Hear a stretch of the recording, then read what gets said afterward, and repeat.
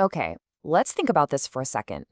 What if one of the keys to making our cancer treatments way more effective wasn't some brand new, super expensive drug, but something our bodies already make? Today, we're diving into some incredible new research that points to a surprising natural compound and its potential to completely change the game. So, you've probably heard about immunotherapy, right? It's been this huge leap forward in treating cancer. But, and this is a big but, it comes with this massive question mark.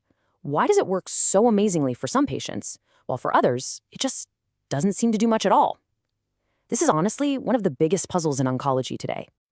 Well, the search for answers is leading researchers down some really unexpected paths.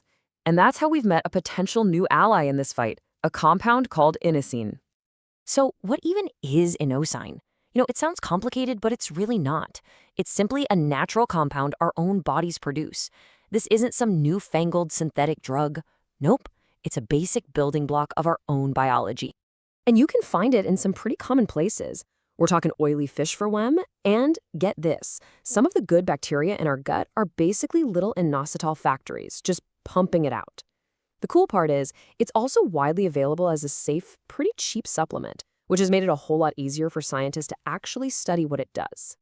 Okay, so this isn't just a cool theory. The early data, man, the data is what's really making everyone's ears perk up. So let's actually dig into the numbers. All right, let's start with one big, powerful number, 37%. In one clinical trial, just adding inosine to immunotherapy cut the risk of the disease getting worse by 37%. I mean, that's a number that makes everyone in the field stop what they're doing and pay attention. So what does that actually mean for patients? This chart here shows us. We're looking at something called progression-free survival, which is just a fancy way of saying how long people live without their cancer getting worse. And you can see it plain as day, right? The group that got Inosine, they had an extra 2.6 months. When you're in that fight, every single month, every week is a huge win. And it doesn't stop there. Check this out. Researchers looked specifically at kidney cancer patients on immunotherapy. They split them into two groups, people with naturally high levels of inosine and those with low levels. The difference was, well, it was stark. The high inosine group had a median survival of 33 months. The low group, just 22 months. That's almost a full year longer. A year. Okay, so it helps people live longer, but does it help more people respond to the treatment in the first place? Well, this pilot study seems to say, heck yes. Your typical response rate for this kind of therapy is hovering around 15%, but when they added inosine, that rate jumped to 27%. That's almost double the number of patients seeing a positive result. Incredible. So the numbers are they're really impressive, but it leads to the big question, right? How? How is this happening? What is inosine actually doing inside the body to get these kinds of results? Let's dive into the biology a little bit. Well, the leading idea is that it all comes down to energy. You see, tumors are pretty clever. They basically create this low-energy dead zone around themselves to hide from our immune system. They starve out our T cells, which are our main cancer fighters.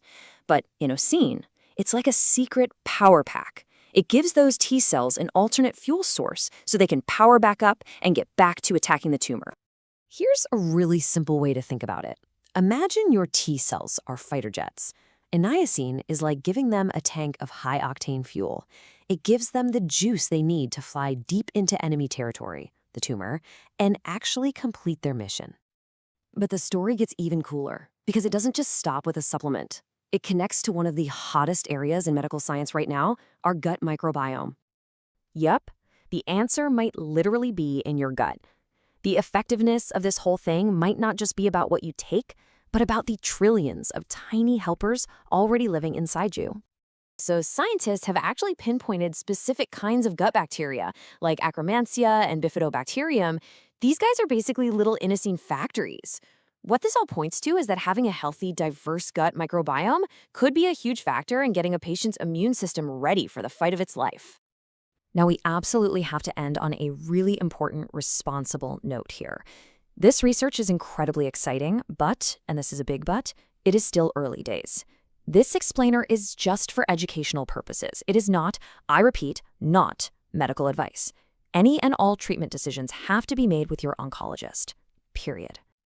And so it leaves us with this really powerful question to think about. Is it possible that the future of cancer treatment is already inside us? This research really suggests that some of the best ways to supercharge our most advanced therapies might not come from a lab, but from rediscovering and supporting the incredible biology that's already at work inside every single one of us.